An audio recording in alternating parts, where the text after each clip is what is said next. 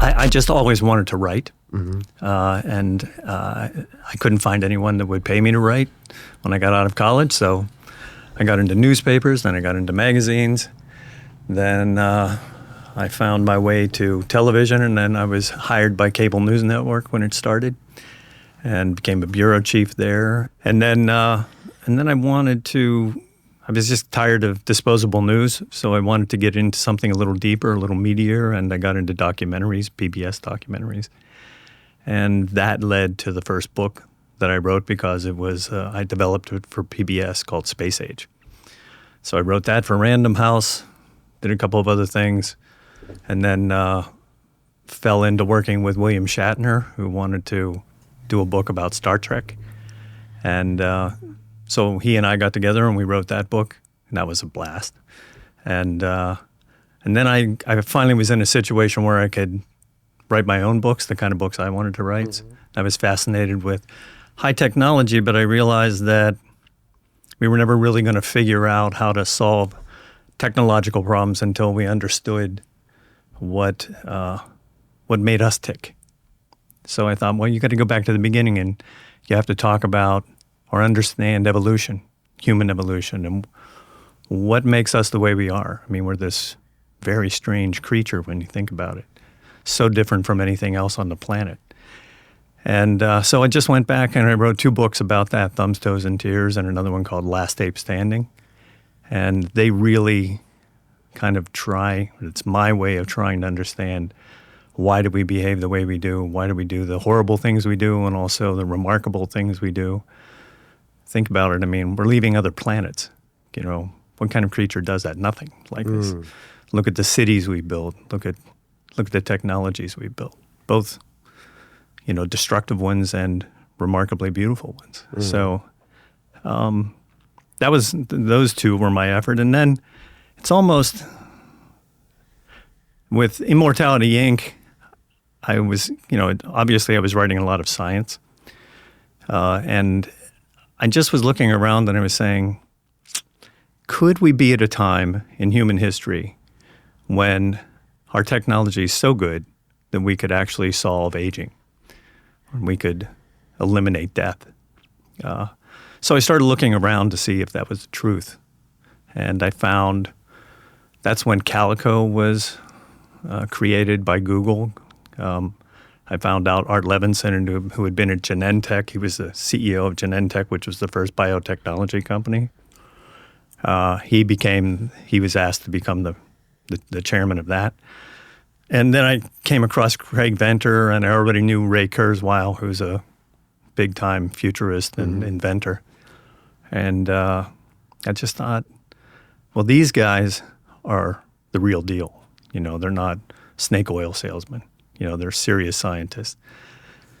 So I took a while to track them down, but I finally got to them and Aubrey de Grey and Robert Hariri, and I kind of stumbled across Robert Hariri's work in stem cells.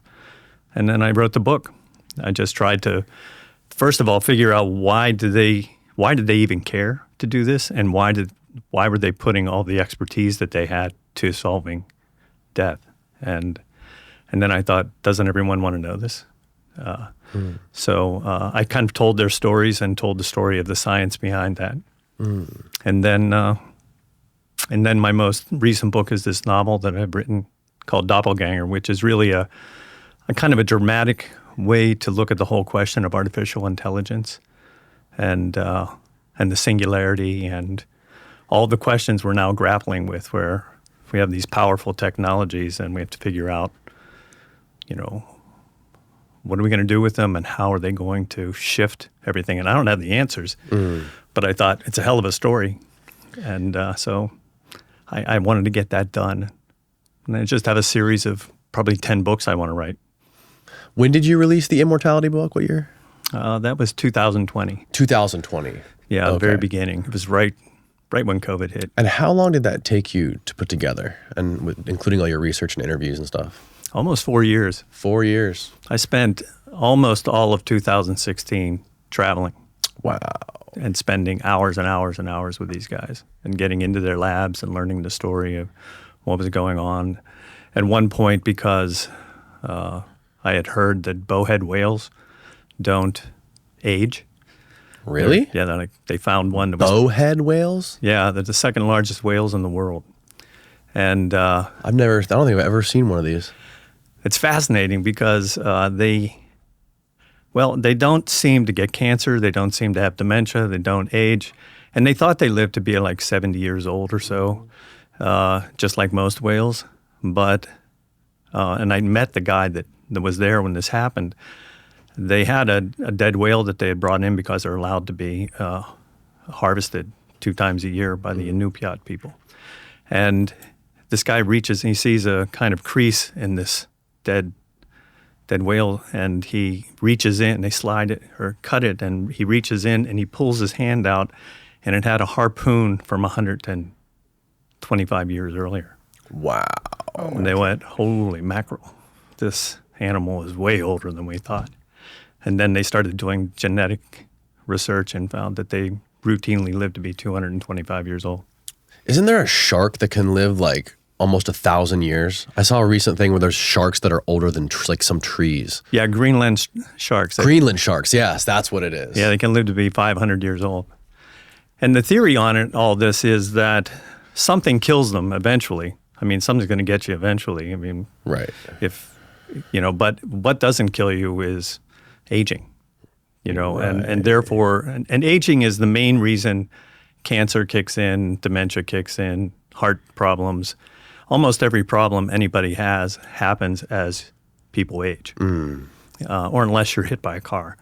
Right.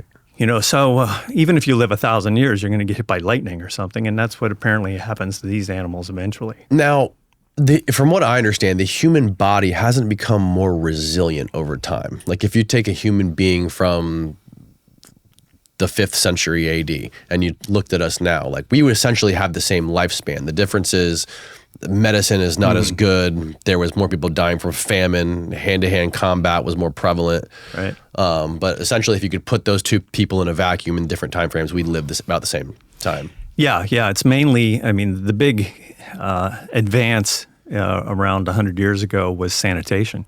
Okay. I mean, most people just got, a lot of bugs in their system, and eventually it, killed them. And that was 100, and I think in 1890s, stomach problems, which was just a generic term, was the main reason people died. Nobody died of cancer. I mean, almost nobody died of cancer because they were dead already, before they got it. Right. People didn't die of heart attacks until the 50s and 60s, because they were already dying before that.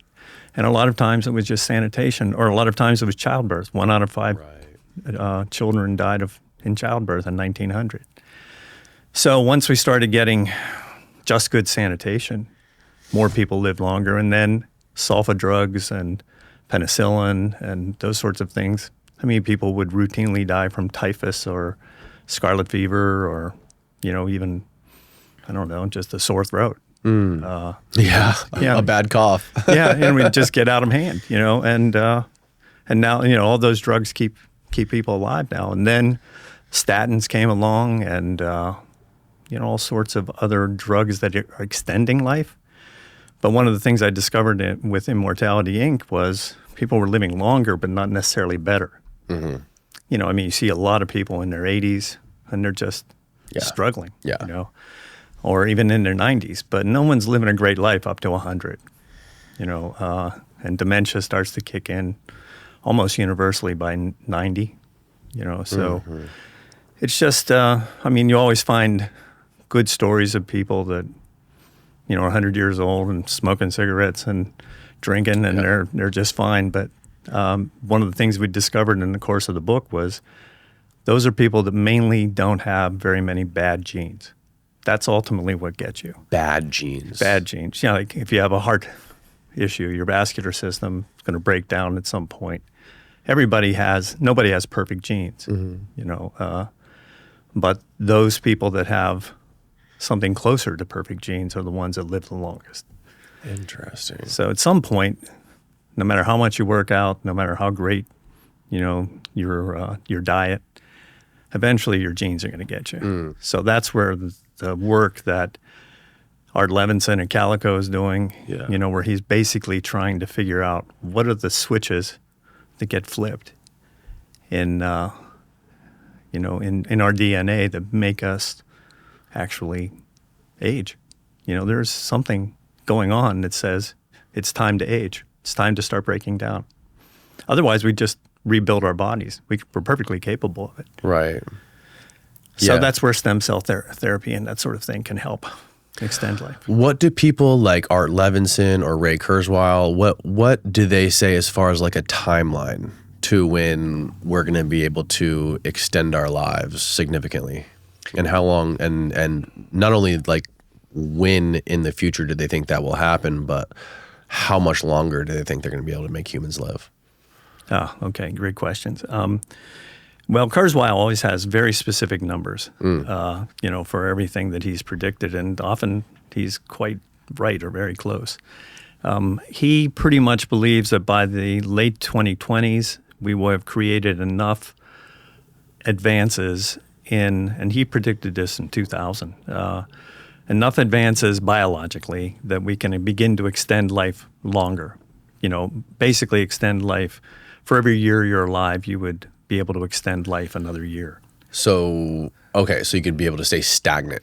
Yeah, you can keep yourself going and keep yourself going kind of at that level of health, whatever it is. And we'll get there in the late 2020s, he thinks? Yeah. And I think that sounds pretty accurate. And then he believes that in the early 2030s, what will kick in is nanotechnology. So basically you can have molecular-sized machines that are obviously invisible, and they're just mechanical versions of biology. So they go in and clean out your heart, you know, or go in and augment your brain. You know, suddenly you just, you know, with the flick of a switch, you're in another world because you have nanotechnology in your brain that's just creating that world. So they're artificial neurons, artificial cells, you know, that can do anything your body can do except better. And then that really begins to reverse aging, you know, so that you can actually get younger, not simply continue to stay alive. And then once that happens, you know, you could basically live forever. And I think Aubrey de Grey calculated at one point you would probably live 1,000 years, and then something would get you. You'd get hit by lightning or by a bus or something that is just so catastrophic you can't come back from it. Yeah, some random event. Eaten by a shark. Yeah, right. Some random event's going to happen. Yeah, but won't those people be able to at some point upload their brain to a chip or to a flash drive, and if their body gets eaten by a shark, they'll have a backup. They'll be able to just plug it into a cyborg or something. Yeah, well, and that's exactly the premise of Doppelganger. Oh, okay. That is precisely that, and that the concept or the kernel of that story goes way back to a meeting that I had with a guy named Hans Moravec at Carnegie Mellon, and he was the head of Carnegie Mellon's Robotics Institute. And he was he wrote a couple of really interesting books. One of them was called Mind Children. And he was the first scientist to say we could download a human brain into a machine. A robot was the way because he was a roboticist. Mm-hmm. And I remember when I read that, I went, whoa, you know, well, and then I thought, well, what if this guy, you know, uploads or downloads his brain on Friday and he's murdered on Sunday? Danny, the aliens are taking me to Zargon and I have too much stuff to pack. Do they have soap? I don't know. I need to bring all of it. Shampoo, body wash, foot foam. Steve, pack your one essential. That's our sponsor, Mando's 4-in-1 acidified cleansing bar. Plus, you can shave with it, so it's like 5-in-1. But Danny, what if the pH is off? Will it melt my skin? Have you ever seen Alien? It just works, bro. It was made by a doctor who saw too many people getting misdiagnosed with BO. So he said, stop the silliness, and came out with this gorgeous bar of gorgiosity. The best thing about their 4-in-1 acidified cleansing bar is that it smells delicious. I like the bourbon leather smell because it's smooth and sophisticated. Plus, when you're traveling, you don't need to pack your travel bag with deodorant or cologne. You just bring the bar. It does all that work all in one. for shaving, for smelling great, and for being clean. Mando's starter pack is perfect. You get a solid stick deodorant, a cream tube deodorant, 2 free products of your choice, plus free shipping. So if you enjoy this podcast and you want to help support, new customers can get $5 off a starter pack at shopmando.com and using the code Danny. Again, that's code Danny at shopmando.com, shopmando.com. It's linked below. Now back to the show. And then you give him his backup, and his backup is from Friday. So when he wakes up on Tuesday, he thinks it's Friday, and he doesn't know that he was murdered. Right. And then, but he would want to know once he finds out who killed him. And that's the underlying premise of Doppelganger. And it, basically buys into the concept that someday we will be able to, completely download a copy of yourself. Yeah, whoa. And that, of course, creates all sorts of other possibilities, because then you can make doubles of yourself. Right. And then versions of yourself could go off and do things and then come back and put it all together in one brain. I mean, there's all sorts of, ways that it could go. Oh, yeah, that gets scary. That gets scary quick. What's to stop tyrannical dictators from just duplicating themselves 1,000 times and spreading themselves all over the world? Right. Yeah, there are certain people, I think we can all agree, we don't want to have another one of them. Right. So, I mean, one of the reasons that I was fascinated by this, and there's really documentaries that got me into science. I was an English major, so one of the things that got me into it was, there's philosophy and there's history, and everybody has an opinion basically when it comes to those kinds of things. When it comes to the human behavior and human culture, but science at least has a shot at truly understanding how things work. And if we can get a handle on it, then so we're creating these powerful AIs. They could help us solve those problems. There are some wonderful things that artificial intelligence can do, and there are incredible technologies we've created that can solve a lot of problems. But we have to be very careful, because just take nuclear power. Everything's a double-edged sword. Mm-hmm. Every technology, going back to the first knife, is literally a double-edged sword. Right. So do you want to kill someone with that knife, or do you want to use it to, have some meat so that you can survive? I just think it's all fascinating, and we really are coming to a time in human culture where a lot of these problems, big problems, can be solved, but they can also be incredibly dangerous. So what are we going to do? Have these scientists that are on the leading edge of this life extension research, have they talked to philosophers about this conundrum, or like how this affects the meaning of life? Or I don't know if you've ever heard of Sheldon Solomon. He came on this podcast a few months ago, and he wrote a fascinating book. He's a psychologist. He wrote a book called The Worm at the Core. Mm-hmm. And basically the premise of it is that fear of death is the worm at the core of human consciousness. And it's the fundamental driver of human beings and our behaviors. I'll have to read that, because I agree with that. Well, before he came in, I thought sex was the fundamental driver. But it doesn't have to be black and white. There's multiple things, but he makes a really great case for fear of death being the fundamental driver of human behavior, and basically dictates what we do and why we do it. Well, I think that fear is the most powerful emotion, so it drives an enormous amount of behavior. I do think that from an evolutionary standpoint, sex, living long enough to essentially get laid, is what it's all about. We're just trying to reproduce. DNA is using us to reproduce itself. It's right. It's like the egg is really making the chicken as opposed to the other way around. Have you seen? I'm sure you have. Westworld. Yes. Yeah. I love the scene where Anthony Hopkins is talking to that lady robot in his underground lair, and he was explaining the Mona Lisa, the Eiffel Tower, the Brooklyn Bridge, all these great, wonderful pieces of of architecture and fine art throughout history, all is nothing but an elaborate mating call. It's peacock feathers. Yes, yeah, right. There was I can't remember I think it's called the mating syndrome or something like that. But that was one of the ideas, that just like a peacock, that shows its feathers and says, look how beautiful I am, how powerful I am. I have great genes, so you want to mate with me. Yeah. That being an incredible artist, or being incredibly charming,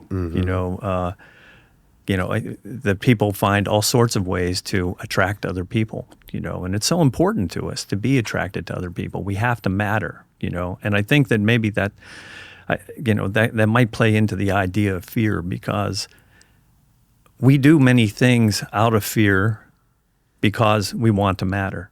That might not be the best reason to want to matter. I mean, hopefully you want to matter because, you want to connect with other people, you want to fall in love, you want to, love other people, take care of other people. But, fear is certainly drives a lot of behavior. Like, am I going to have enough money?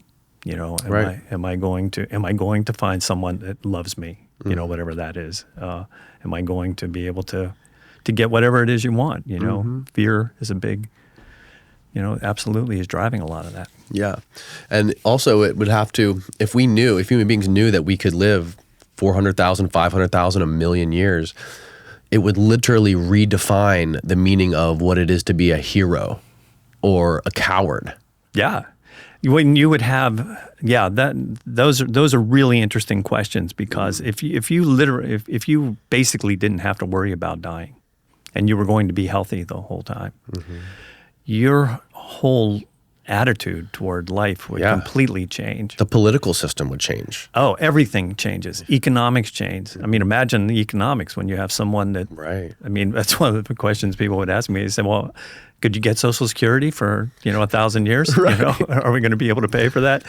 Well, my guess is that if you have 1,000 years to live, you're going to have the time to figure out what it is you really want to do and how you're going to get there to do it.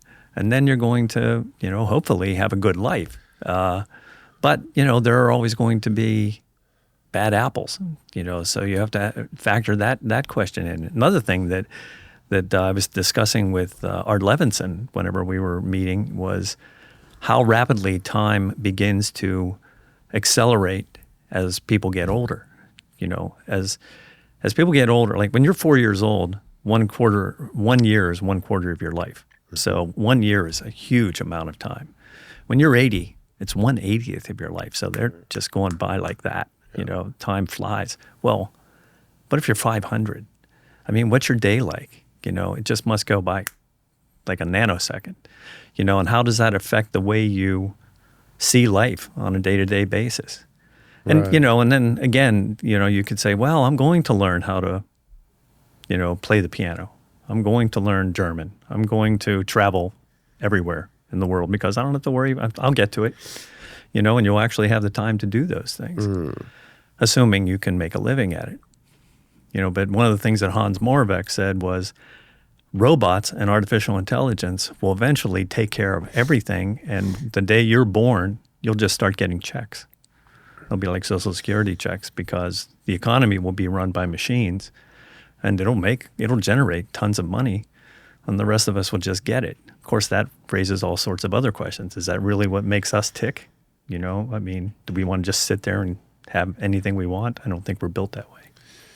One of the fundamental drivers, like if going back to things like the fear of death or reproduction, that's also one of the main drives for people to innovate and create new technology.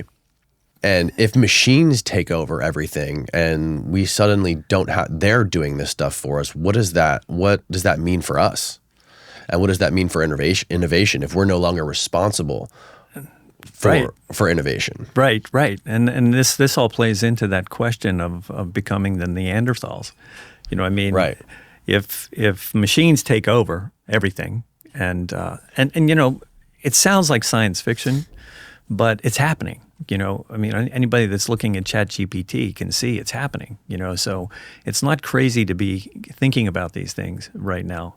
But So that goes back to what I was saying before, that we have to find a way to put a governor on this, and we're going to have to, whether we like it or not, somehow augment ourselves in the way that Ray Kurzweil talks about, using nanotechnology to augment the brain and the body, because if we don't, we're not going to be able to keep up.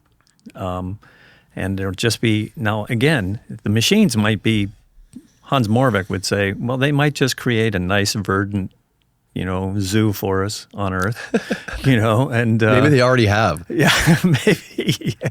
maybe. Maybe these UFOs are just future humans. Or AIs that are flying around just doing their thing, and they got us in our own little boxes. Yeah, who knows? I mean, you really don't know for sure.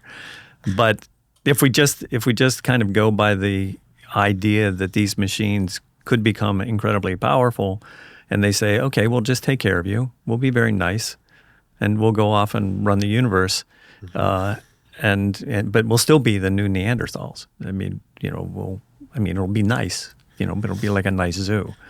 We can be just like the silverbacks up in Rwanda. Right. So I don't think that's what we want, and that's kind of the premise of Doppelganger. That we still want our liberty, we still want to matter, we still want to. I guess in a way, want to be the top of the food chain. So the question is, can we continue? Can we use this technology to augment us and become partners with us? To make a better world, a better whatever it is we end up creating. Or are we going to allow ourselves to be the bug on the windshield? Right. And also, if we're suddenly able to live for thousands of years, how does that affect the population of the planet? And can the planet sustain a trillion people, trillions of people? Yeah. If you think of humanity as like a virus on a living being, and suddenly this virus turns itself into a super virus that can live forever. How does that affect the planet? Because we're not necessarily good for the planet. Right. Yeah. And that's the first question anyone would ask me when they were reading the book or would find out what the premise of the book was. Yeah. And by the way, the book doesn't say, hey, I believe that this is what we should have happen. Although I do believe that if there was suddenly a pill that was provided one day, and which one of us would say, nah, I don't really want that pill. I don't want to live forever. So I assume these guys have thought about that, though. Yeah. In some ways they have, in some ways they haven't. Because Ray Kurzweil. I'm a big. I really think a lot of his work, but he's an optimist. And he doesn't really think. He just says technology will solve all of it. I don't think it's politics don't help the situation. If it was if everyone was in agreement, maybe we would, but that's not, politically, if something like this starts to happen, it's going to be crazy. But, trying to go back to your original question. Overpopulation. Yeah. The question of overpopulation, I do think that, so look, it's going to happen. Here's my opinion. It's going to happen. People are going to start living longer, and they're going to start living better. So we better start figuring out how to solve that problem. Yeah. Clearly, you can't put trillions of people on the planet. I think once in one of the meetings I was at, for one of the documentaries I was working on, a scientist said 11 billion people is about what we can sustain. And we're getting there. So yeah, we're close, right? How many people are on the planet right now? 8 billion? 8 billion, yeah. So, and it's happening fast.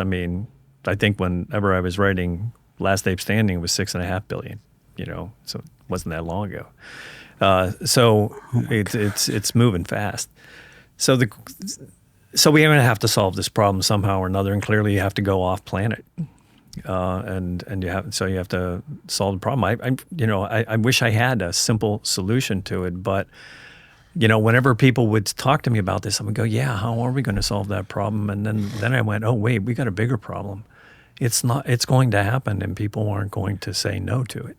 So we better dig in. Or maybe this is only available to like the super rich billionaires or the people that run the world, and maybe only they get it and they keep it. That's if you want to get dark, maybe they keep it secret. It could. I mean, certainly right now, people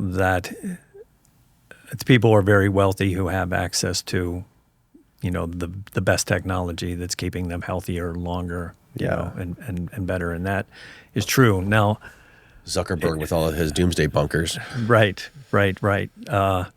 And it could go that way. I mean, that's about the politics. It could get dark. I hope it doesn't, because generally what you see is that across human history, as technologies that used to be exotic become more mainstream. Nobody used to have running water or toilets. Now everybody has them. Well, almost everybody. Nobody had access to sulfa drugs or those kinds of things, and now they're almost free. So same thing with cell phones. I mean, they're ubiquitous now. Yeah. It used to be only a couple of people had them. So the hope is that new technologies will get cheaper and then become more available. But we do have this problem where there's a zero-sum issue. And they had to have, these guys have to have thought about that, right? If they think that 11 billion is the cap for the population, like, what is their plan? Because we're getting there quick. Yeah. And we're not even close to getting human beings off this planet. We haven't put somebody on the moon since what? Yeah. 70s? Yeah. Right, 70s. I think that was the last one.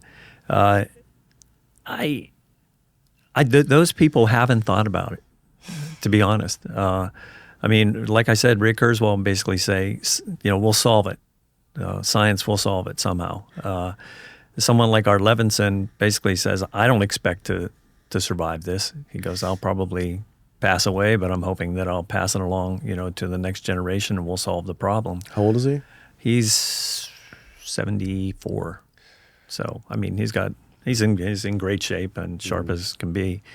But, Craig Venter, the same thing. I think biology is incredibly complex. So we'll see, how well we really solve this problem and how quickly we solve it. Just because Ray Kurzweil says we'll solve it, by the 2030s doesn't mean we will. Mm-hmm. Biology, he's an engineer. He's not a biologist. When you talk with someone like Art Levinson, he goes, it's super, super complex. But one thing he did say, and the first time I met him, he said, I don't know that we can solve this problem at all. He said, I don't even know if it's solvable. He said, but we're going to give it a shot. And then halfway through, while I was continuing to interview him and do research, he said, yes, we can solve it. And it was because they had found evidence that there were mammals that seemingly live, they don't die from aging. So he said, there are switches in mammals like us that can be flipped, and so we can solve the problem. He goes, but it might take 20 years, might take 30 years, might take 50 years. But he did tell me the last time I talked to him, he said, it's that whale, you saw the bowhead whale, and what else? Bowhead whale and the naked mole rat. Naked mole rat? Yeah, interesting. I had those in my backyard. Oh, well, the naked mole rat's one of the ugliest animals you've ever seen, but they live, most rats live 3-4 years. These live 34 years. And then how do they die? Well, they die from, like, if they had an aneurysm or another rat killed it but they don't die from aging. They're still having sex right up to the day they drop. Wow. No problem. It's just not aging, So when he saw that, he went, okay, we can figure it out, but I don't know how long it's going to take to figure it out. He said, but there's something in the genome that's flipping those switches, and it's just a matter of time before we find it. What kind of technology do you think we would use to fuck with the genome, or to get in there and tweak the DNA and try to flip those switches? Are there any technologies that are already being used that could be improved, or does it have to be like a completely innovative new thing? Well, CRISPR can do it. CRISPR can do it. CRISPR can go in and flip. It can edit genes. Right. So you just have to get better and better at it. And right now we're using biology to do it. If you get to the point where you have nanomachines that could go in and just say, okay, there's the gene. First of all, you have to find the genes. There might be multiple genes. And then you have to find out how are they expressing themselves and when do they express themselves. And then you've got to go in and have a machine or, some kind of biology that's going to go in and find it and fix it, change it. They've already come up with a drug that fixes sickle cell anemia. And Really? That's a genetic problem. Yeah. How long ago did they find that? Well, I shouldn't say that they've solved it. I think they're in the process of thinking that they've solved it. They're doing testing, and that's a genetic disease. And if you can go in, and there was a guy that a couple of years ago who changed the genes of 2 children that had genes for HIV. Really? And the bad thing he did was he did it without telling the parents that he did it. Damn. Can you find? Can we find this online? Yeah. I wish I had a name for it, but I'll find it. Doctor changed the DNA of people with an HIV gene. Two twins, two twin children. And they had a legacy gene. I think it was HIV. They had a legacy gene, the result of HIV. Is this it? Yeah, it looks like he acted on his own. Yeah. All right, cool. Let's see what we got. China says a doctor who claimed using CRISPR to make gene-edited babies acted on his own. All right. This is can you punch in a little bit? Chinese investigators determined that the doctor behind the reported births of 2 babies whose genes had been edited in hopes to making them resistant to AIDS virus acted on his own and will be punished for any violations of the law, state media reported on Monday. Investigators in the southern province of Guangdong determined Dr. I'm not even going to try to say that. Jiangqiu. Organized and handled funding for the experiment without outside assistance in violation of national guidelines. Wow. But was it successful? Well, he says it was. I guess you can't prove it, yeah, right? You can't. I guess you can do a genetic test and see if they have the gene. Right. Or if it's not, or I guess more accurately, don't have the gene.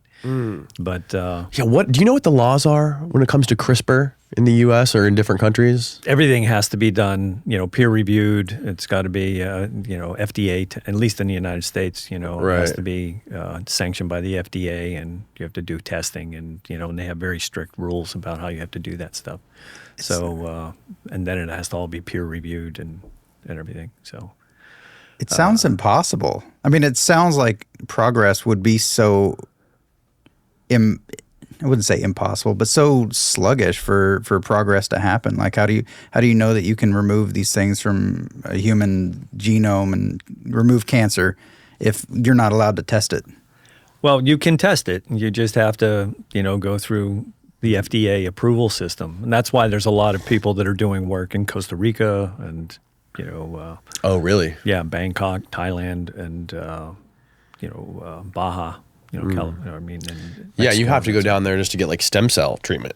Yeah, right. And I think you can do it here though. It's just way more expensive, maybe. You can, and it has to be prescribed. Like you can get your shoulder injected, or you can, and as long as what you're doing is you're basically taking fat cells from your own body and then spinning those out as stem cells and then re-injecting those into your own body. There are people that are also using stem cells from other stem cell lines that aren't yours and using those to boost people. It's sort of in the way that they use, I think it's called PRP, with baseball players and that sort of thing, where you're using, plasma, injections to, to kind of boost your system. From other people? No, from themselves. Oh, okay. In that case. But yeah, there are definitely people. In fact, Robert Hariri already, says, take your own stem cells and put them in a refrigerator. Really? Yeah, and save them. Don't people save like cord blood, umbilical cords of their babies? Yeah, and I highly recommend it. Really? Yeah, because did you do it? Did I do it? Yeah. Do you save the umbilical cords of your children, or do you have kids? I don't know if you have kids or not. I have kids, but they were too. They were. That was before that. Yeah, it was before that you could do that. I would have absolutely done it. Because basically, but they make it super expensive too. Well, it's more expensive than you want. And again, it would be nice if this sort of thing would go mainstream. Yeah. But the FDA kind of watches that too. But Bob Hariri is the guy, he's in the book. He's the guy, the first guy to figure that out. Really? Yeah. He was a guy that, he was a trauma surgeon. And so he was actually dealing one day with a woman whose husband had been massively damaged, brain damage in a car accident. And he was trying to console her and trying to figure out, how could I help this guy? And he went down, and his own child, before she was born, was his wife was getting a sonogram. And he's looking at the sonogram, and he goes, wow. He goes, there's the embryo, and then there's this big mass there. And he realized it was the placenta. And he goes, wow. He goes, that's big. What's it doing? And what it's doing is it's pumping tons of stem cells into the baby. And so he said, we just tossed this stuff in the garbage, literally. It's called the afterbirth. And he said, I realized that what it is a stem cell factory. And he said, so that's what he's been working on for 25 years, and he's making real progress now in trying to create medicine where you can use the stem cells, your own stem cells or your children's stem cells, and create a medicine so that you can either inject or take a pill that would solve problem. An example would be sarcopenia, which is muscle wasting. Now everybody gets muscle wasting disease as they age. It's just part of what aging is. And sarcopenia is something that you get when you're younger, and so they try to solve that problem, and it's very difficult to solve. It's genetic.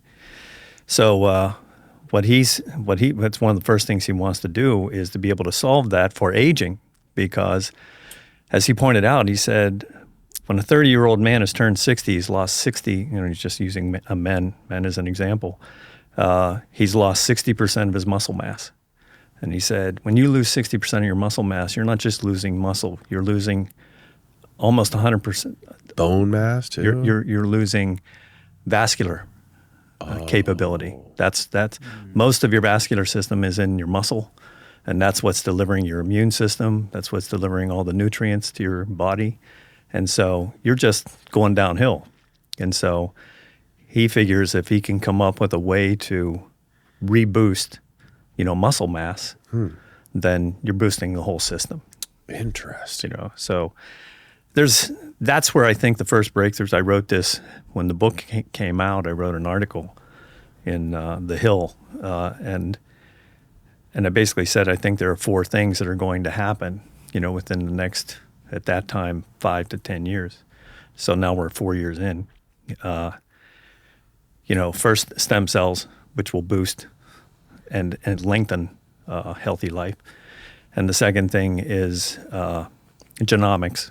We're rapidly, and AI is helping this, we're rapidly figuring out what's going on with the human genome, what the hell? It's so complicated.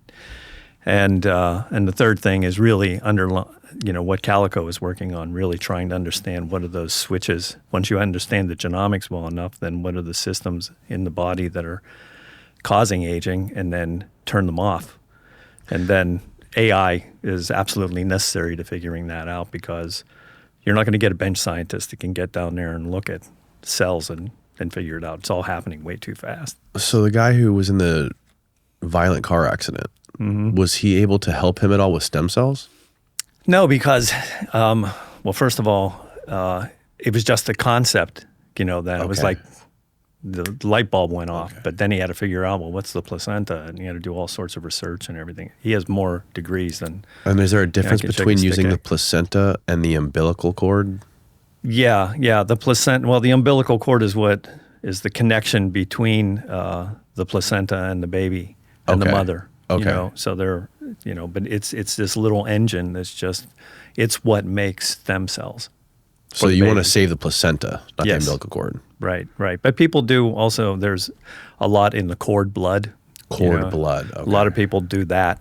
But if I were giving advice to anybody, and I'm not a doctor, but, I would say look into, if you're having a child, saving the placenta. Don't throw away the afterbirth. And what is the benefit of having the placenta of your own child?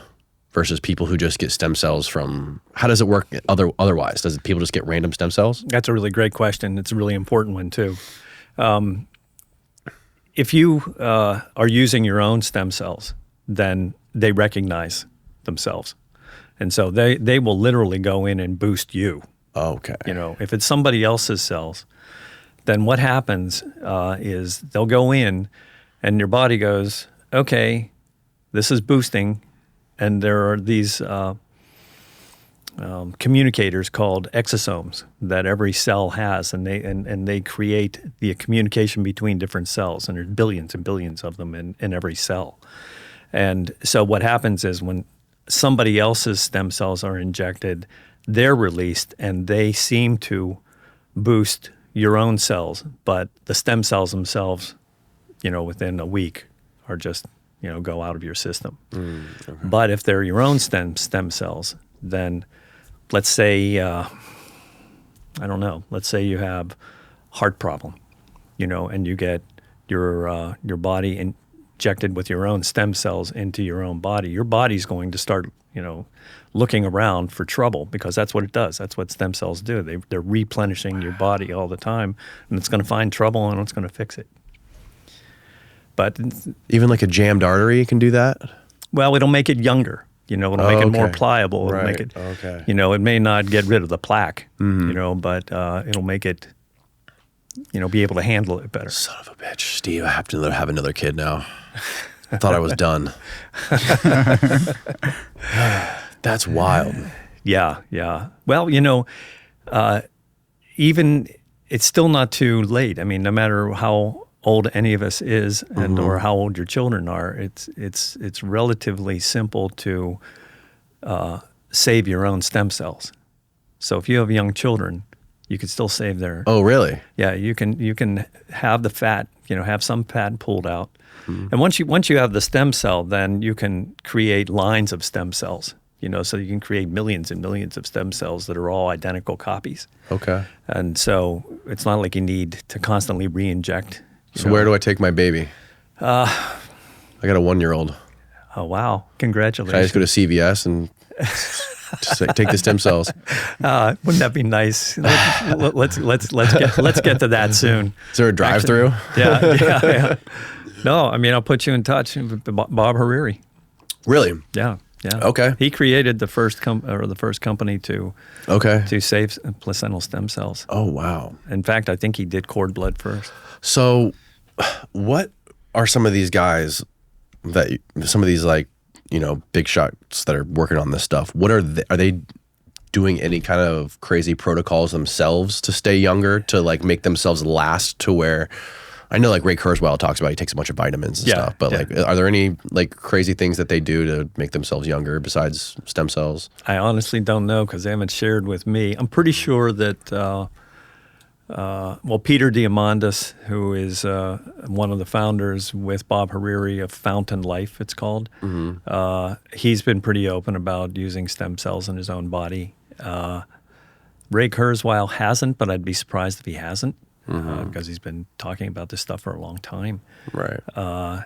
And he's close friends with Peter Diamandis. They work together. I don't think Art Levinson is doing anything. But if he creates a drug that comes out of the work at Calico, I'm sure he would. You know, but his hope is that there'll be like a drug. Now, could be outrageously expensive at first, but eventually, once the drug's created, 15 years later, the patent expires, and then it can be used by anybody. Yeah, it gets way cheaper. Yeah, that's a scary thing too. Like when the pharmaceutical companies bid on these things and drive the prices up, and yeah, they spend billions of dollars. I think it depends on the company. Some of these companies, I think, are really well run and they're doing things the right way. They spend billions and billions of dollars, so they've got to recoup those costs. Otherwise, they'd go out of business. But I think some of them are predatory, and that's been proven. So you just have to hope. Just look at the lawsuits.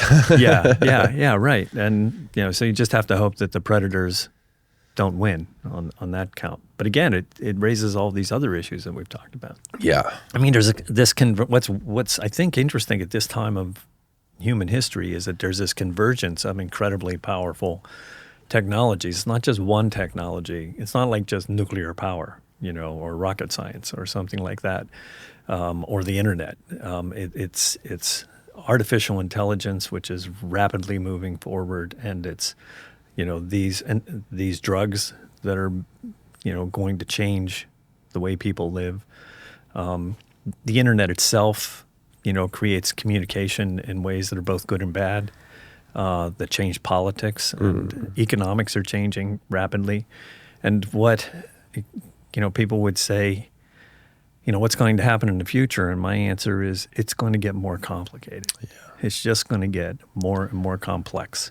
Now, is there going to be a way to using some of these genome technologies to essentially like take a sample of your blood and do some sort of a minority report analysis of like everything that's going to happen to you in the future? Yeah. That I think is part of the genomics question, the kind of phase 2. Because once I've already had my genome sequenced, but it doesn't help me a whole lot. How does that work, getting your genome sequenced? Essentially they take blood, and then there are machines that will sequence, take a look at your genes, because Craig Venter was one of the first people to sequence the first human genome. So you know how to sequence the genome. So you go, okay, this is what your genome says. The problem is it's like reading hieroglyphs, that you don't know what it means.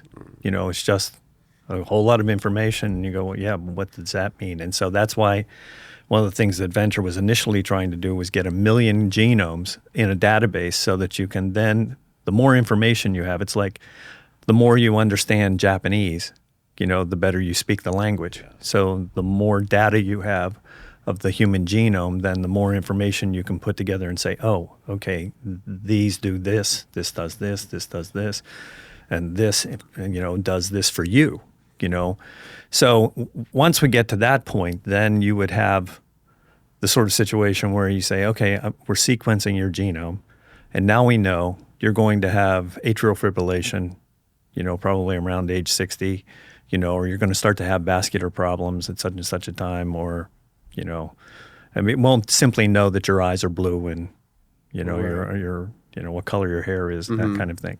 It's going to be much more, and that's when you can begin to tailor drugs.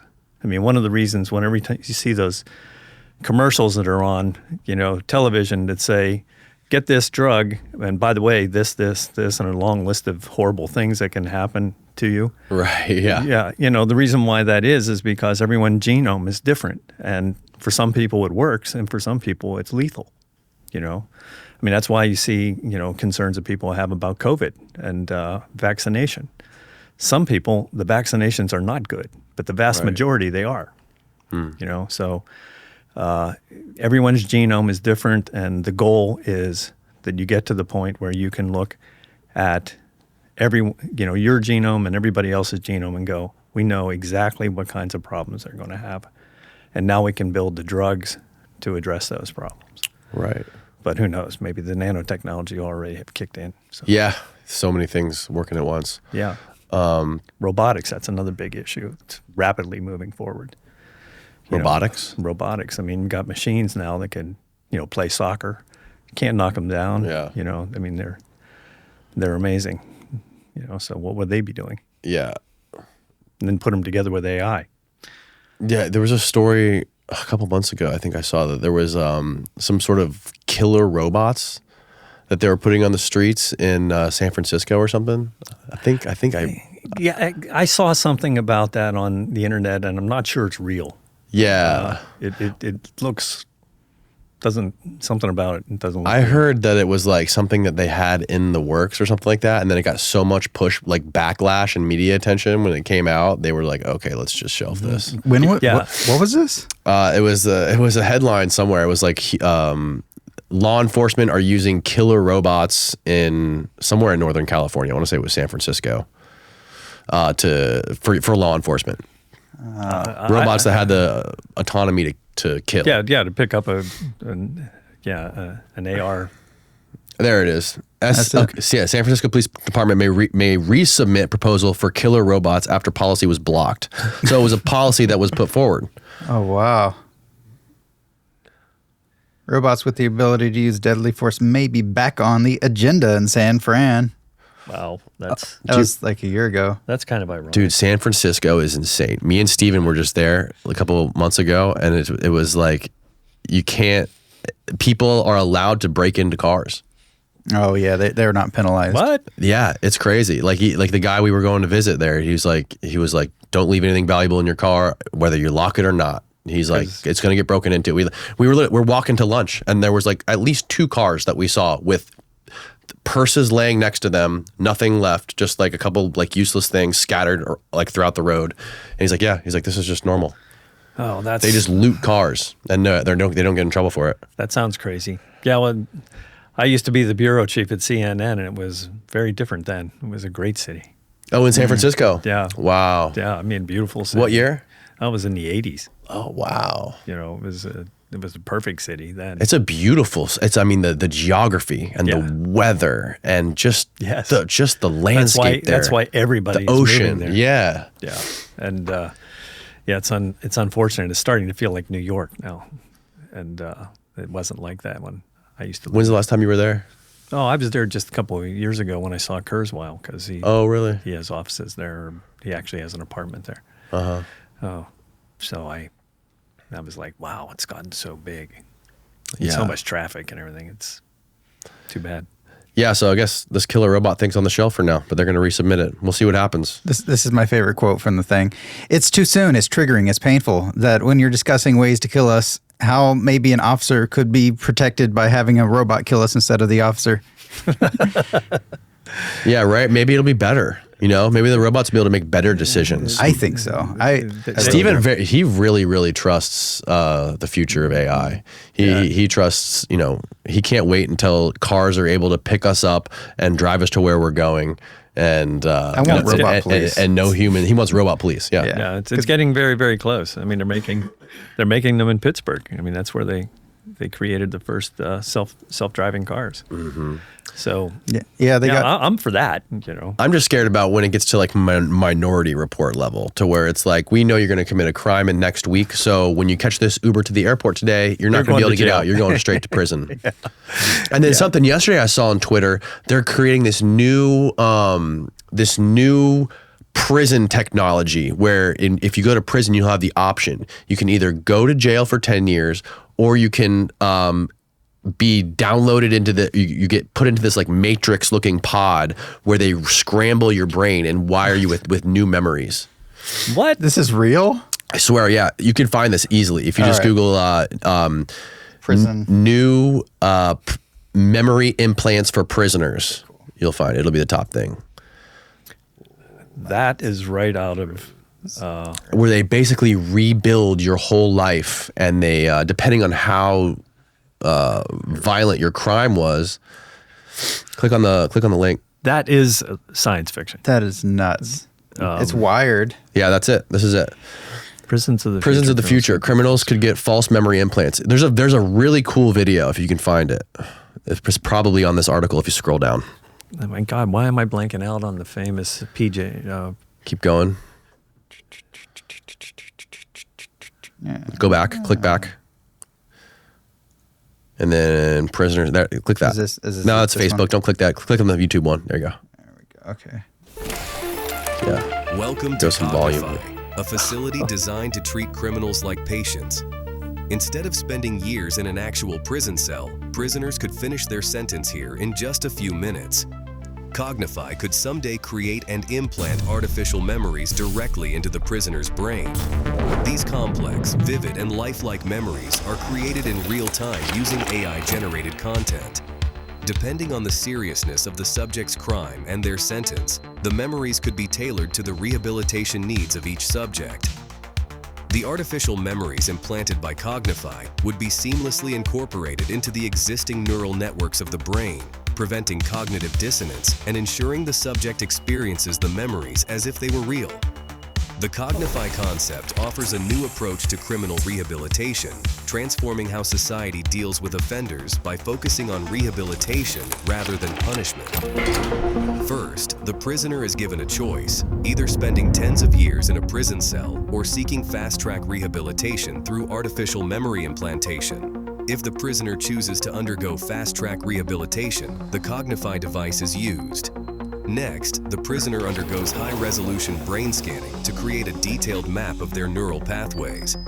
This brain map helps guide the Cognify device to target specific brain regions responsible for memory, reasoning, and logical thinking, such as the hippocampus, prefrontal cortex, amygdala, parietal lobe, and anterior cingulate cortex.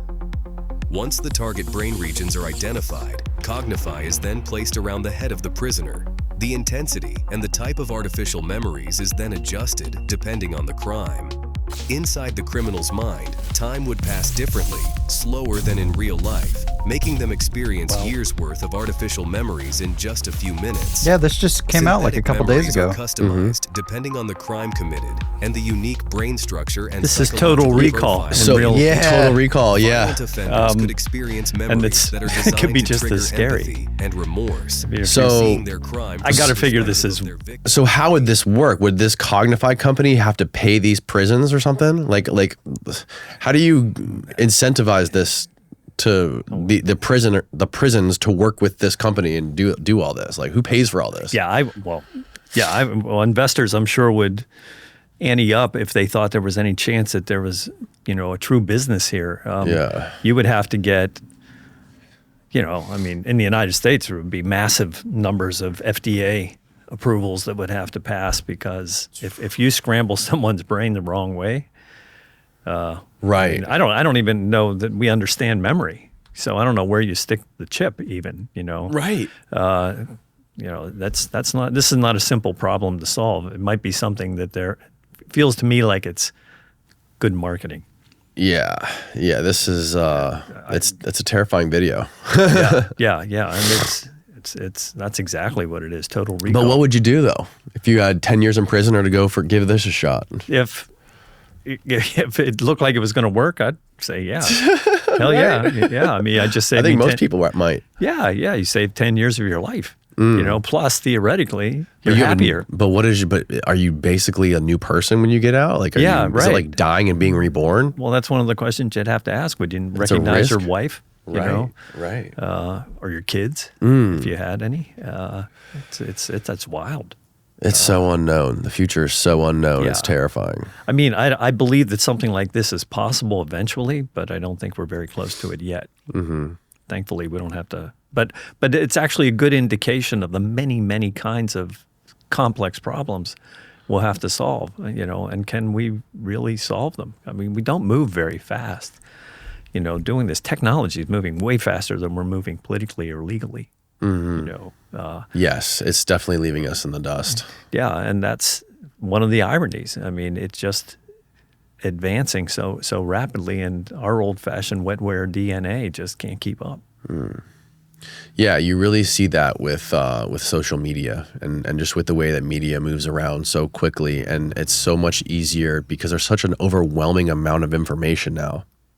Like, 20 years ago, 10 years ago, it wasn't hard to go figure out what was going on in some other part of the world or what happened. But now it's like there's so many different sources of the same story that are all so different and have different takes depending on political bias or what country it's coming from or what nation.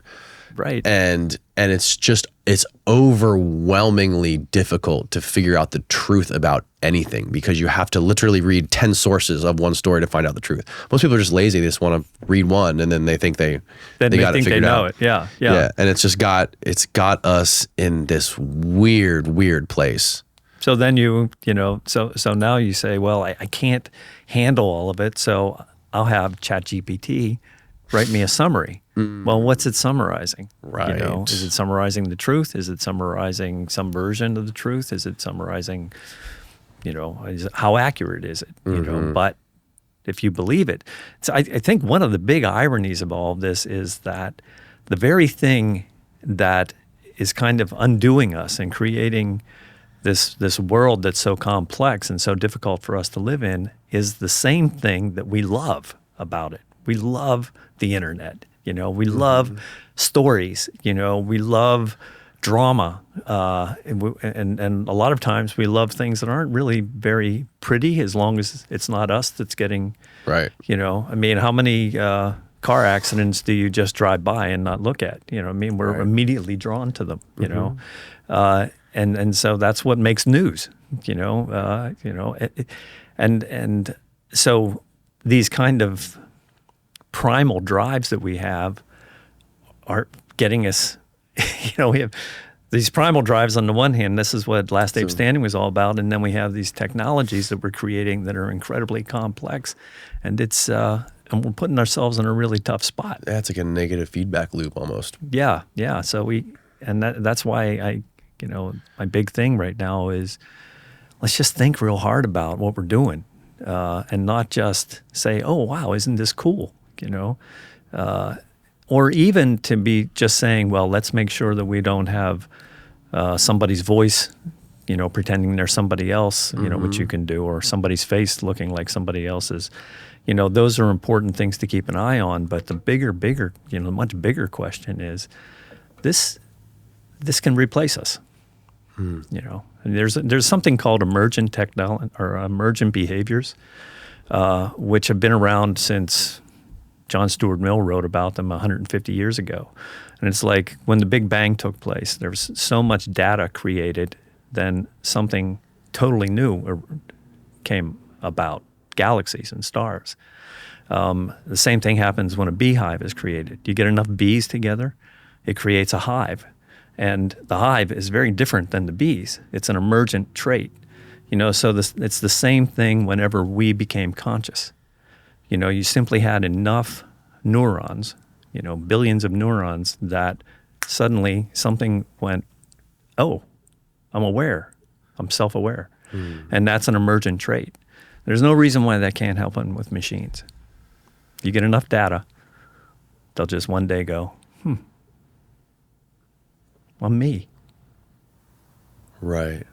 And you're different from me. I have rights. I have feelings. I have thoughts. So, we don't want that to happen. Yeah, we don't. It's just, it seems like we are just going to have to bend the knee and to integrate somehow.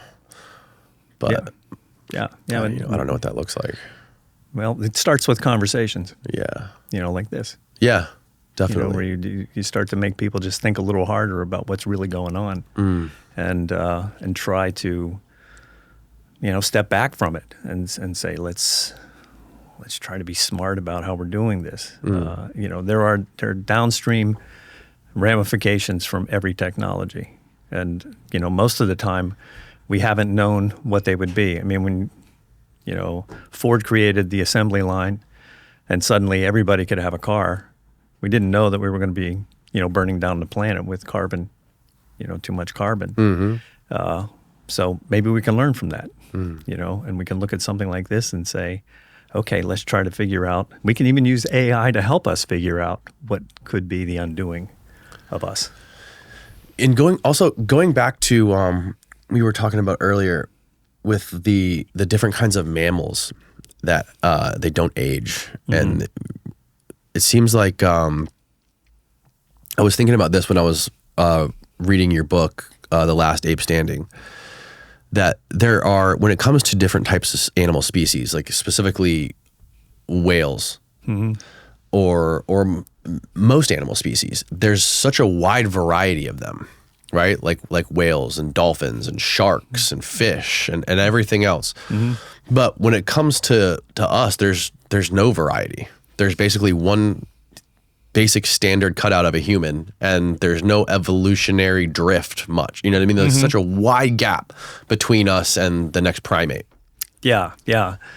Well, that was pretty much what Last Ape Standing was about. From the research that I did over the last 7 million years, when the first hominin kind of emerged, there've been I think now 29 hominin or human, creatures that evolved.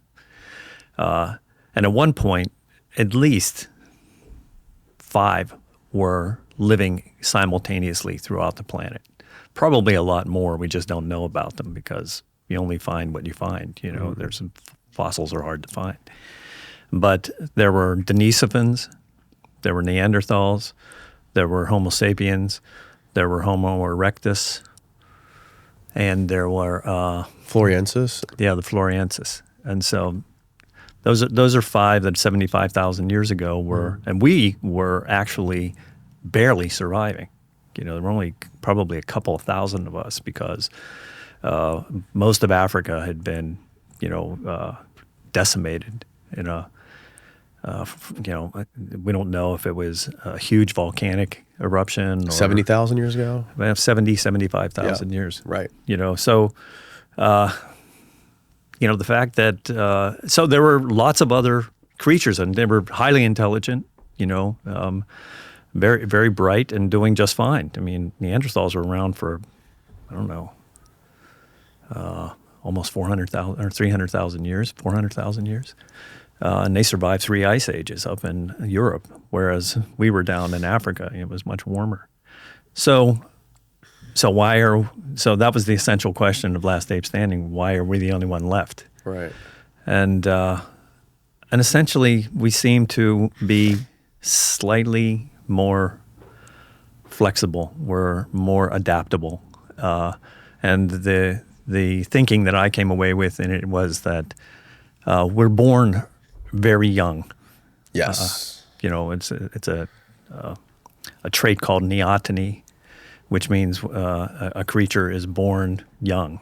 And it's kind of takes us forever to be able to survive and take care of ourselves. Right. Most animals are born and they got a couple hours to figure it out. Right. Wildebeest hits the ground, Yeah. comes out of the womb, and he's already up and running. A Right. horse, same thing.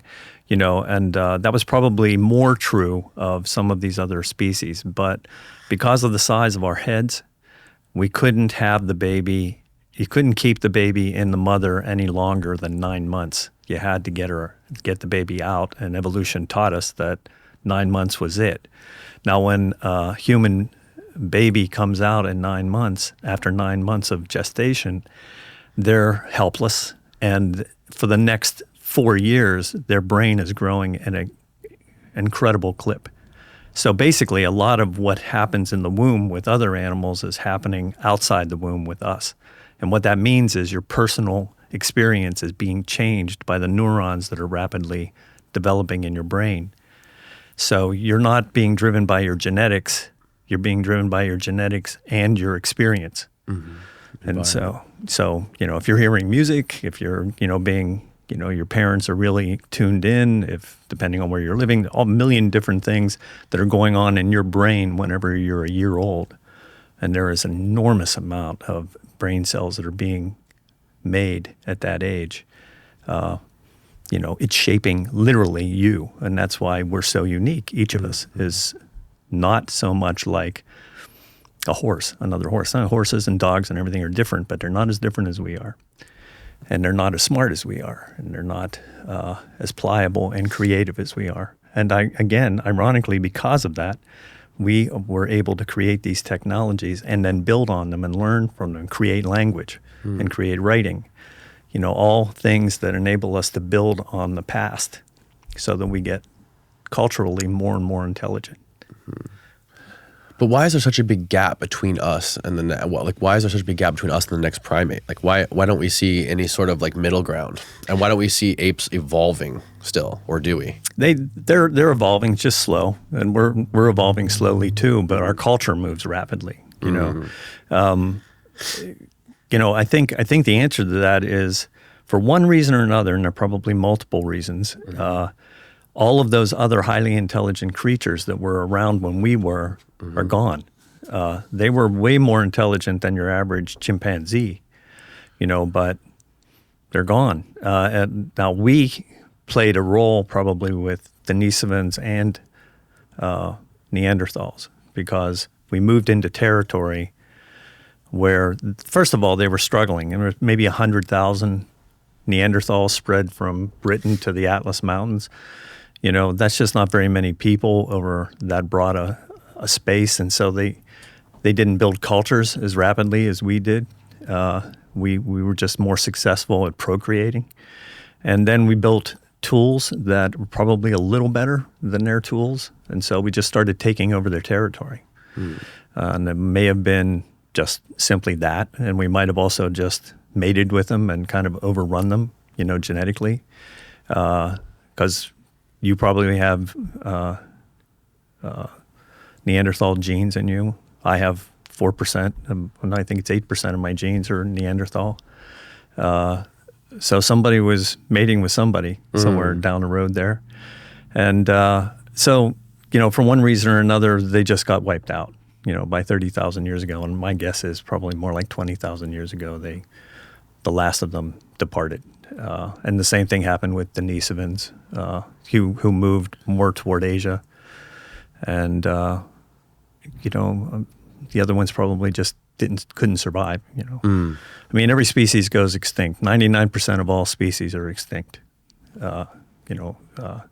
So eventually everyone goes the way of the dinosaur. Do you think the timeline for humans has been linear, like perfectly linear, like it's thought of conventionally? Like we started out as apes and we just progressively got better and more technological? Or do you think there was any sort of like recess? Do you think it's possible that there was a more advanced version of us in the past? In the past. Well, the fossil evidence doesn't indicate that yet.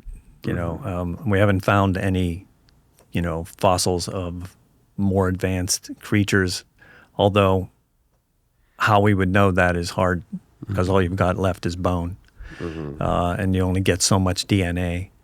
But from a scientific point of view, I mean, I think there are probably theories about that, but from a scientific point of view, there hasn't been anything found that said, oh, here's a creature that's smarter than we were.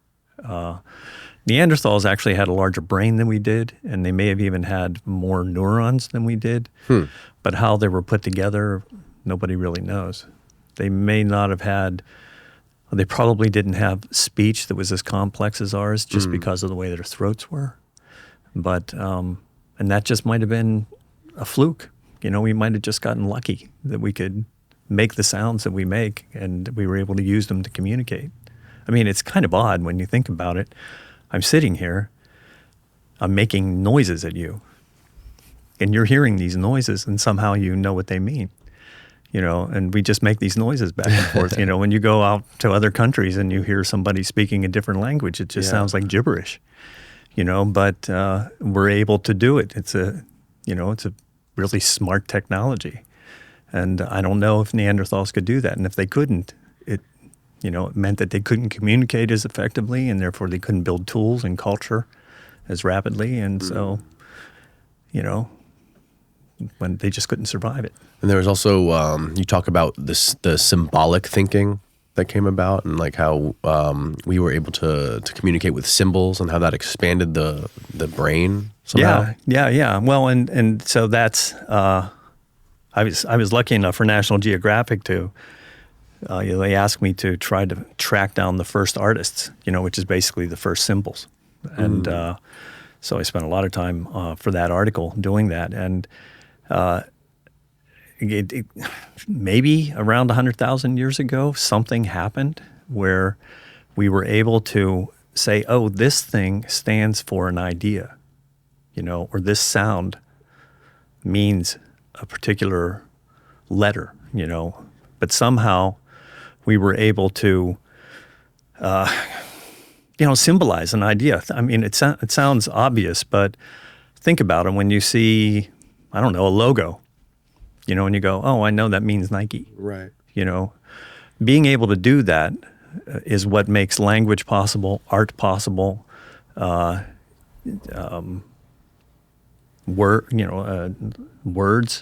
the written word. You know, I mean, imagine there's probably so many things that were created and then lost because you had no way to save them, you know, except to talk. You know, so when that person died, then their ideas went away. You know, when you were able then to write hieroglyphs or whatever, and you could save ideas, then you could build on those ideas. And then that's why we have this rapid advance in that's taking place now, because we have more and more information, more and more data, and we're building on that data, and we're learning faster and faster. And now we're kind of outpacing ourselves, putting ourselves in the crosshairs. Yeah, I mean, but if an asteroid hit us right now, we'd lose all of that. Yes. Like literally, if we had a massive cosmic impact, we would have nothing left but like the Great Pyramid, Stonehenge, maybe not Stonehenge, but we'd have like the Hoover Dam. Yeah. Assuming it didn't get hit. Right. But like only the stone work would survive. And I think I had someone on here once who said that it would take less than 250 years for all of New York City, all the buildings in New York City to be reduced to dust. I believe that. I mean, probably some, steel girders that are rusted, but even they would go after a while. 250 years kind of makes sense. Yeah. I mean, the only way would be like put a hard drive on the moon somehow. Right. Yeah. You mean move all technology, all of our data, somehow back it up somewhere else. Yeah. Because, there's been a violent history of catastrophic events that have wiped out. Right. Actually, that's a great idea. It's not an easy problem to solve because we have a lot of data, and we're constantly creating more data, every day. I mean, every split second, we're, probably increasing the amount of information that we used to have, 500 years ago over a week. You might not even need to go to the moon. You might be able just to keep it underwater. Because, there's a lot of animals that survive to that stuff, like sharks. Yeah, that's where they have the best shot, because they actually can live there, or put it deep in the planet. But I kind of like your idea of putting it, assuming the moon doesn't get hit too. I don't think we're very far from people hanging around the moon. I think within 10 years, people will be taking nice little drives. 10 years? Yeah. Why don't you think we've done it since the 70s? What do you? I mean, it seems like we're doing so much, we're innovating so much, we're creating all these new technologies, but like we haven't given a shit about the moon. Was just the space race? Was that the only thing that was just motivating us? Now we don't care. Yeah, we won. We won. We won, and so then within I think four or five, more Apollo missions, it was over. Because there wasn't any. It was expensive as hell. Yeah. But I think that... But now all the technology that we had to get to the moon basically would be, we could fit that inside of an iPhone. Yes. I know. Yeah, it's kind of amazing. I mean, it truthfully, it probably has 10 or 100 times more power than we had in the moon. Those moonshots.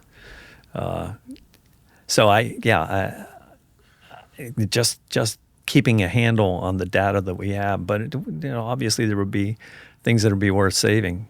And there's really no way of knowing. I mean, there are people that are working on that too, trying to figure out, well, is there something coming our way?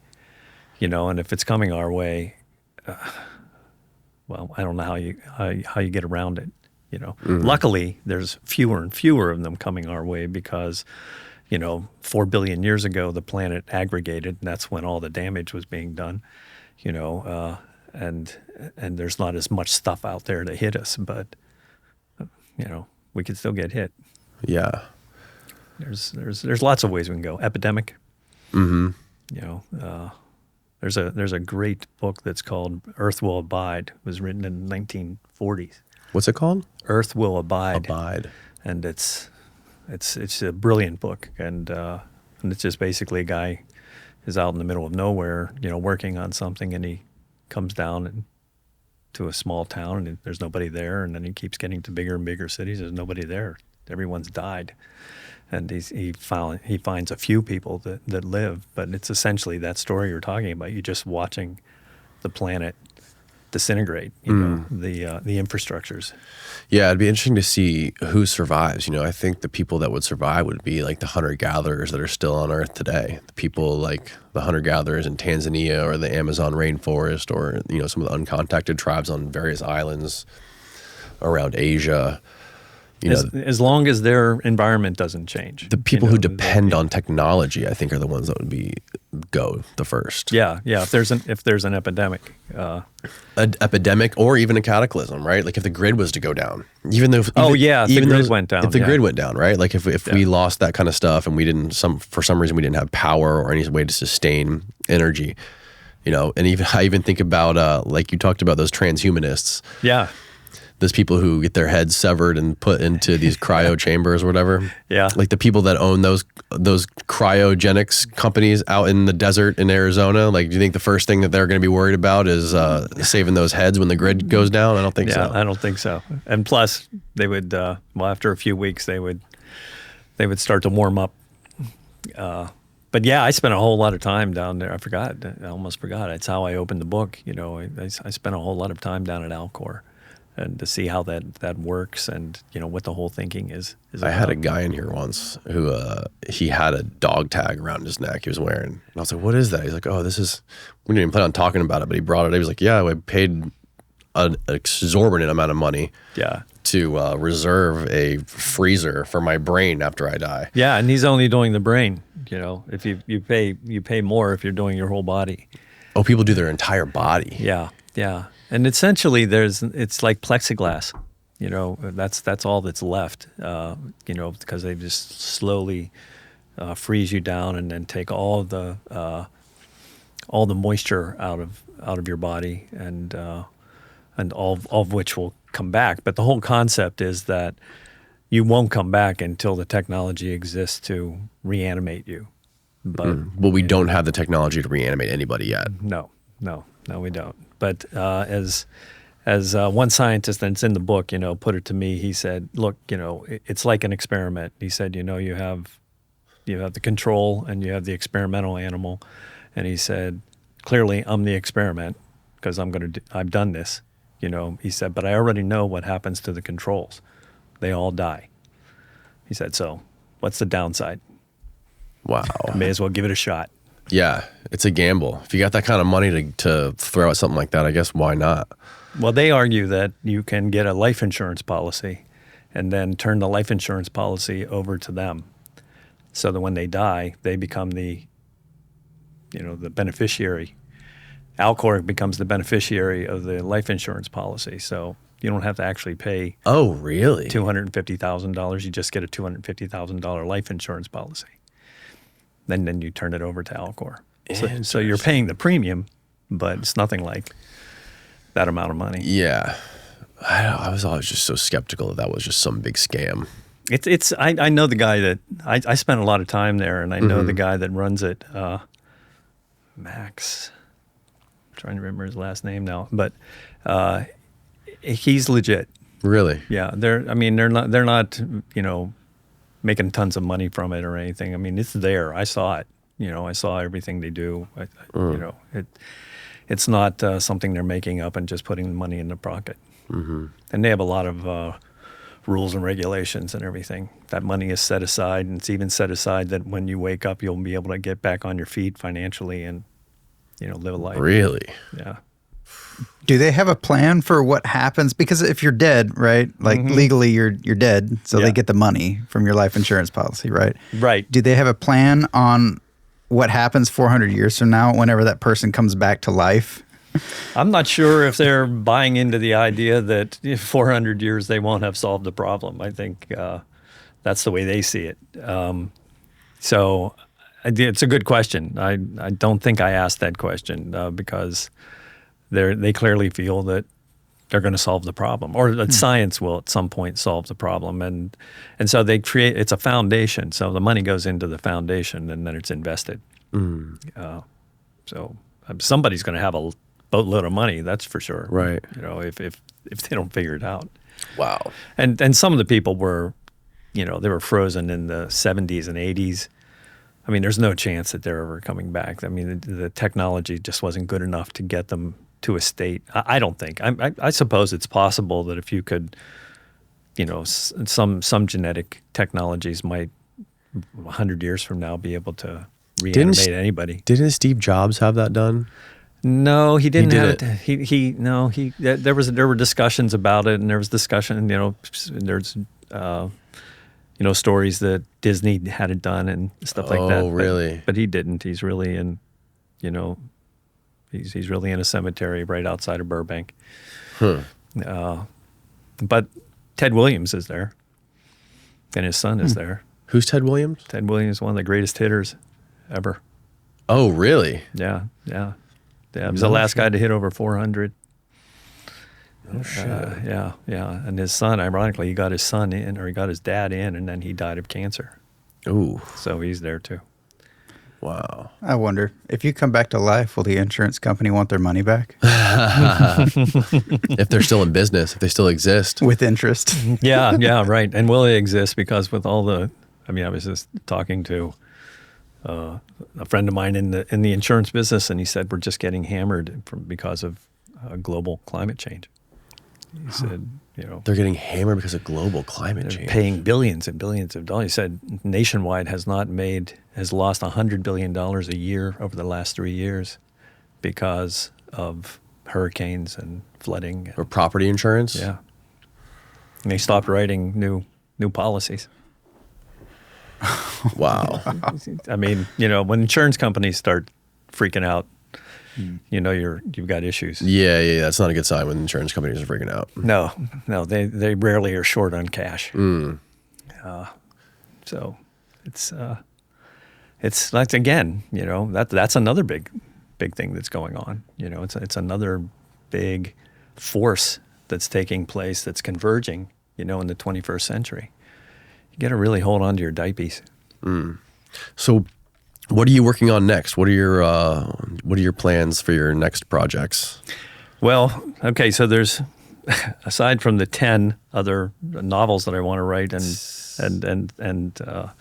a few nonfiction books, my wife and I 2.5 years ago started traveling all 7 continents. We began this journey to travel all 7 continents, but never by jet. So it takes some time. Now, we come back, my wife, Cindy, said, I'll do this, even though I think you're crazy. I'll do this as long as I can come back and visit my mother. So what we do is we fly back, visit her mom, and then we fly back to wherever we were and pick up where we left off. Okay. So the last place we were was Vienna. We had gone from Newfoundland all the way down through the United States, across the United States, down to Baja, and then down through the Caribbean and into South America and through Peru and Chile and all the way to Antarctica. Wow. And we did all this never traveling by anything except ship, car, occasionally, trains, buses, sometimes mules. And we got to Morocco, and then we took but before that or after that we took a ship up to Europe, and then we did Western Europe, and now we're coming back down, and now we'll be heading into the Mediterranean and Africa. Wow. And then we still have to go into Asia and Australia and Japan and all of those places. So we got probably another couple of years of travel. And I'm writing about this. It's called vagabondadventure.com. And so you'll be able to see every place that we've been and tons of pictures and it's been an incredible experience. What's been your biggest takeaway from that? People. Huh. People. I mean, first of all, you meet extraordinary people, especially the kinds of people we run across, because when you travel that way, you're not traveling into a resort. You're not just traveling for a week.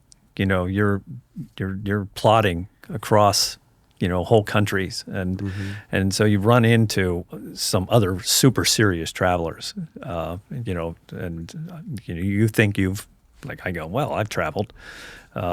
Nah, I haven't traveled compared to some of these people. And then the cultures, of course. I mean, you're immersed in the culture, of whatever country you're in, and you're listening to the language and the music, and you're learning the food. And, that's what we wanted to do. That's why I said, let's do it this way, because we don't want to just fly in and fly out.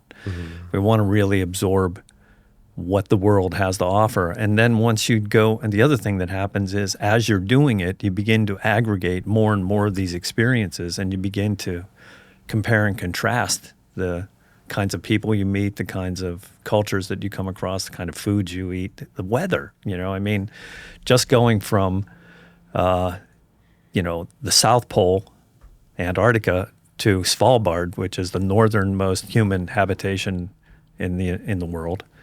In between, you cross the equator. I mean, you're cold for a couple of weeks, and then it's just getting warmer and warmer and warmer. The days are getting longer and longer and longer, and then you cross over, and then the days start getting cooler and cooler, and then they get short. By the time we were in Svalbard, it was 4 hours of daylight. So it's just that kind of that's the most recent piece right there when we were in Morocco. Oh, wow. And that's one of the drivers that we met. Didn't you find that a bunch of places that you went to had the people there had longer lifespans? Oh, yeah. Well, whenever I was working on Immortality, we went to one of the blue zones. This guy named Dan Buettner, who wrote a book called The Blue Zones.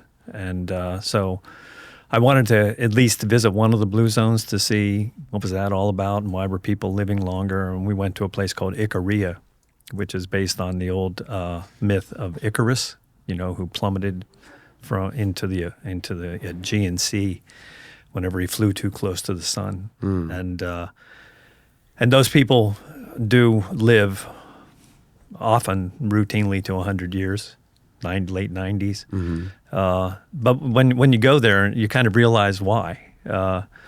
First of all, there's not a flat place on this island. It's one of the Greek islands. It's fairly close to Turkey, actually. But oh wow, look at that. Yeah, so that's the Agios Kyriakos. That's where we came in, and there it is. It's a little tiny island, and so there's not a flat area on it. So people just walk and walked everywhere, and so they're in really good shape. They're very social. Everyone's super friendly, and they get together every night. There's not a lot of TV or anything like that. Very simple, no stress, easygoing lifestyle. So living a stress-free life. All five of these, blue zones are like that. They're just stress-free, good food. All these people basically grow their own food.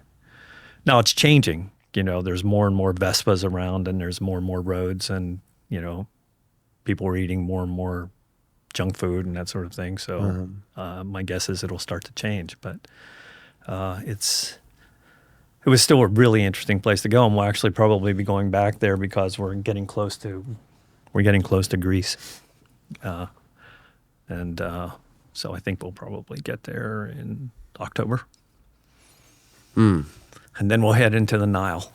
The Nile, yeah, okay, and go up the Nile. I'm really looking forward to that. Have you ever been to Egypt? No. It looks.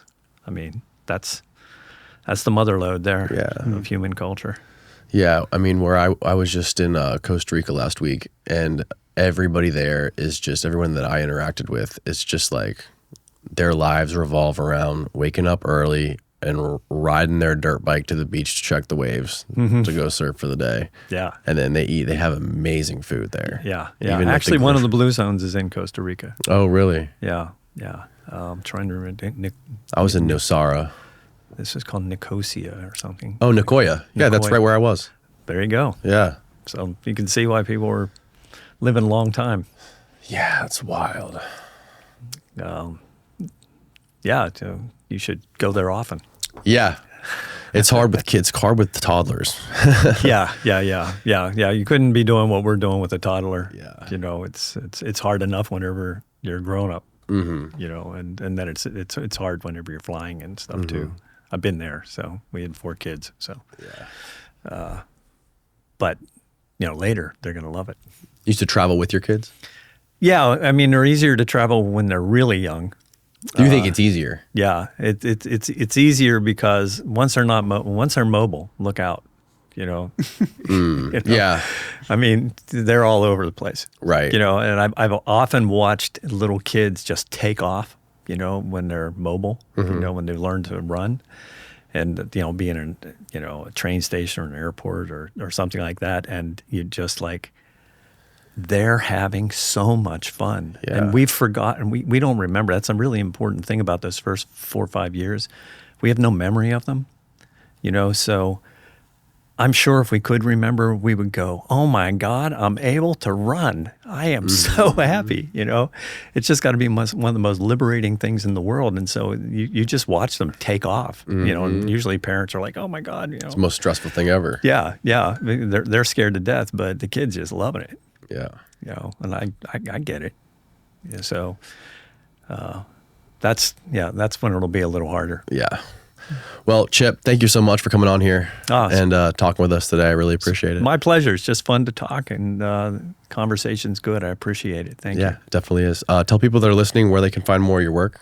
And I don't know if you have social media. Follow you on social media. Yeah. You can follow me on social media at author Chip Walter, and also Vagabond Adventure. And then there are 2 websites. One is vagabond-adventure.com, and that's all about our travel. Nice. There it is. And that kind of gives you some idea of where we've been and what we've seen.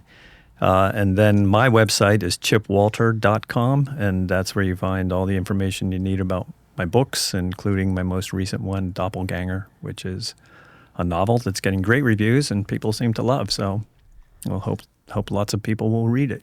Yeah, that's really cool, man. I love the variety of books that you do with the science fiction and the documentary type stuff. It's really cool that you're able to diversify that way. Okay, well, I have a bad disease. I'm just interested in everything. Yeah. So that's why I wanted to go around the world. You know, that'll be a book too.